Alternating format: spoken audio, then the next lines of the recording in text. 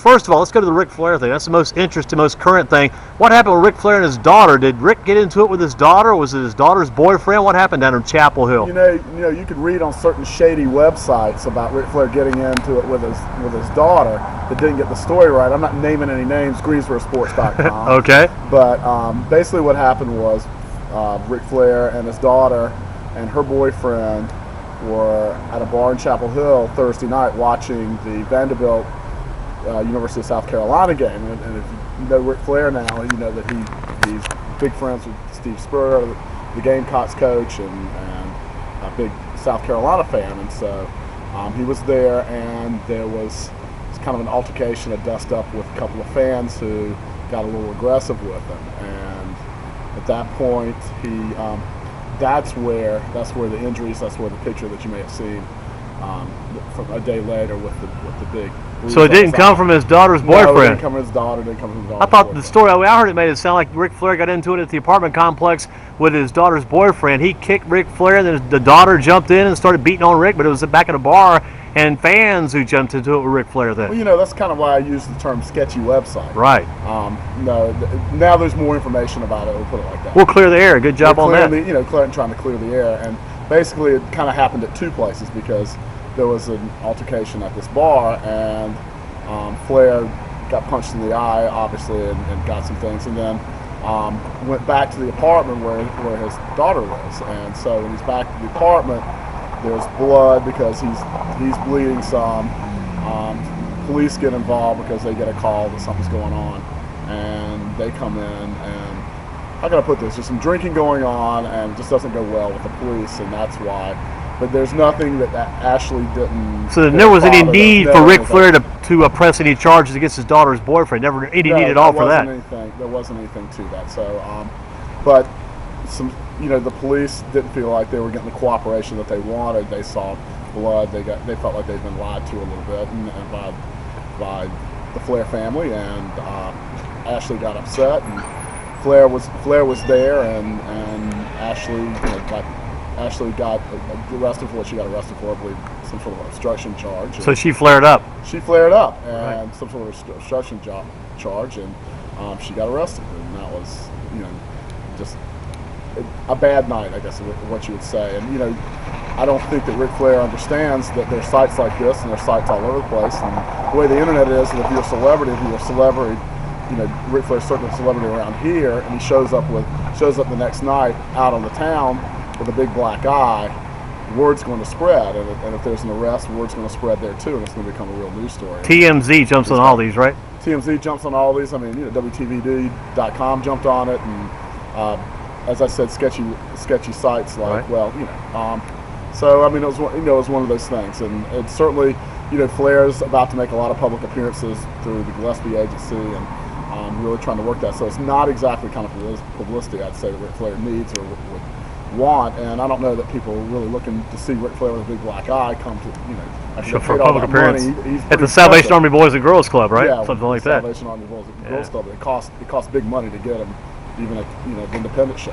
What about Mick Foley's change of location? I don't know that it's exactly official, but I mean, he certainly made appearance in a couple of house shows for TNA already, and said that he's with the company, and how long he's with the company, we'll find out. Which of course is a 6 month. 6 month deal, but 6 month contract. That's it. Yeah, I mean that's the report, but we don't.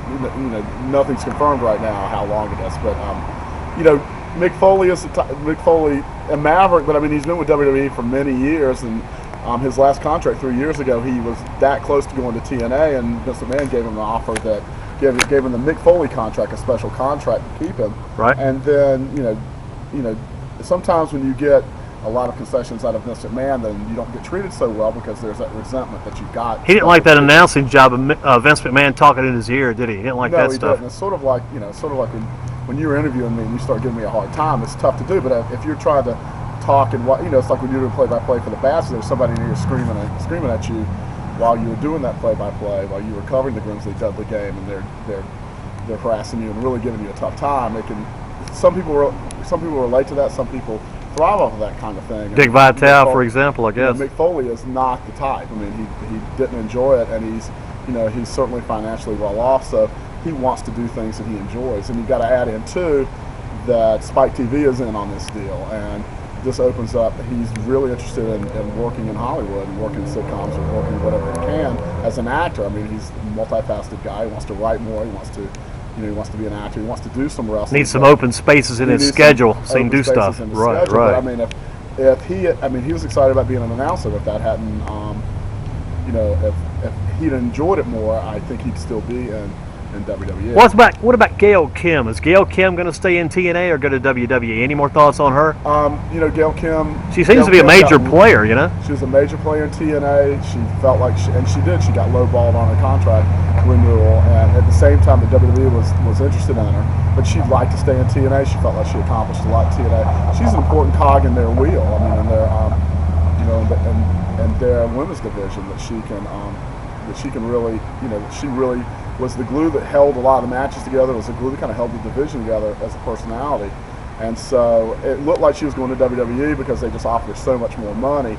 She wasn't crazy about the schedule, but she kind of had to do it in that sense. But now she's let TNA know if they can come within some sort of reasonable range of WWE's offer, she would give them serious consideration. And I don't know if the decision's been made yet. So Gail Kim, that's really interesting that TNA would let go somebody that has really become a star under their watch, under their leadership. Is she a free agent then? Is she a free agent right now? I'd say she's a free agent. Yeah.